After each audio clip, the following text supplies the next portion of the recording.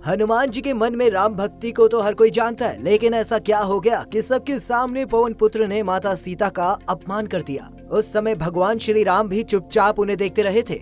आखिर अपनी पत्नी के अपमान के बावजूद भगवान श्री राम ने अपने परम भक्त हनुमान को कुछ क्यों नहीं कहा। ये बात उस खास दिन की है जब रावण को युद्ध में हराने के बाद राम जी ने वापस अयोध्या के लिए प्रस्थान किया था। उनके साथ माता सीता, भाई लक्ष्मण और परम भक्त बजरंगबली भी साथ थे। अयोध्या आने के बाद प्रभु श्री राम का राज अभिषेक किया गया। इस खास मौके पर राज्यसभा में भारी भीड़ जमा थी।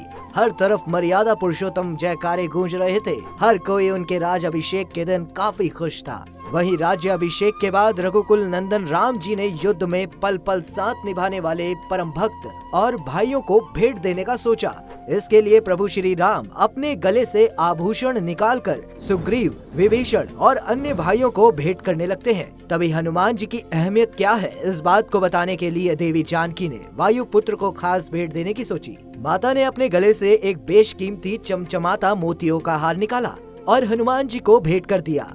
अंजनी पुत्र ने चुपचाप उस भेंट को स्वीकार भी कर लिया, लेकिन बजरंगबली उस माला को काफी ध्यान से देख रहे थे। देखते ही देखते हनुमान जी ने राज्यसभा में ही मोतियों की माला तोड़नी शुरू कर दी थी। माला तोड़कर अंजनी पुत्र एक एक बेशकीमती मोती जमीन पर गिराने लगे। ये देखकर हर कोई हैरान रह गया था। एक ऐसा उपहार जो परम भक्त हनुमान को देवी सीता से मिला था, उसके साथ वो ऐसा कैसे कर सकते हैं। ये देखकर लक्ष्मण जी भी काफी क्रोधित हो गए। उन्होंने भगवान श्री राम से कहा कि भैया, ये ऐसा कैसे कर सकते हैं? क्या इन्हें इस माला की कीमत का अंदाजा नहीं है? क्या उन्हें इस माला में माता सीता का प्रेम नजर नहीं आ रहा है? क्या उन्हें ये माला कीमती नहीं लगती है? ये सुनकर भगवान राम ने कहा कि पवन पुत्र हनुमान ऐसी किसी कारणवश कर रहे होंगे।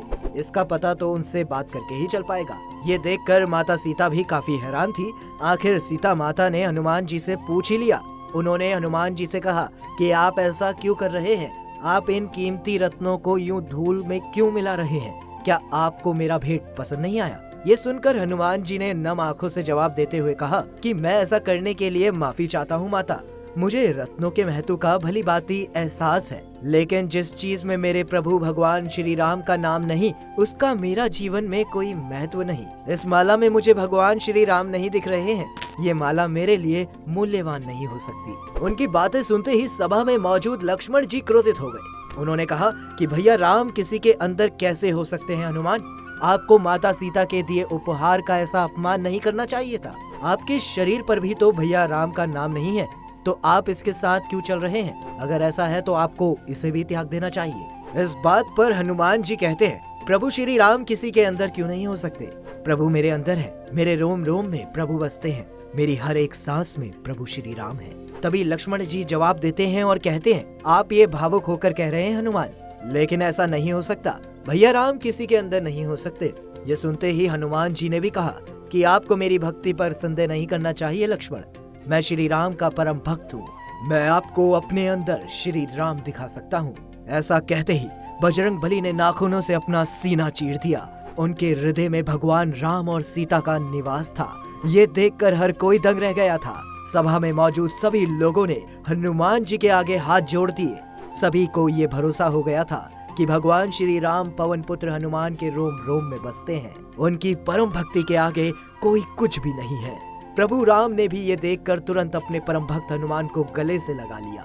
सभा में बजरंगबली के जयकारे गूंजने लगे, जिसके बाद लक्ष्मण जी को भी वायुपुत्र की राम भक्ति का ज्ञान हो गया। तभी से ये माना जाता रहा है मित्रों कि जो कोई भी बजरंगबली को प्रसन्न करना चाहता है, उसे उनका नहीं बल्कि श्री राम का नाम जपना चाहिए, क्योंकि इससे वो प्रसन्न होते हैं और अपने भक्त पर अपनी कृपा बनाए रखते हैं। आपको हमारी ये वीडियो कैसी लगी दोस्तों? अगर आप भी बजरंगबली के सबसे बड़े भक्त हैं तो कमेंट सेक्शन में जय बजरंगबली जरूर लिखें। ऐसी ही और इंटरेस्टिंग कहानियों के लिए हमारे पेज को सब्सक्राइब और वीडियो को लाइक और ज्यादा से ज्यादा शेयर करिएगा।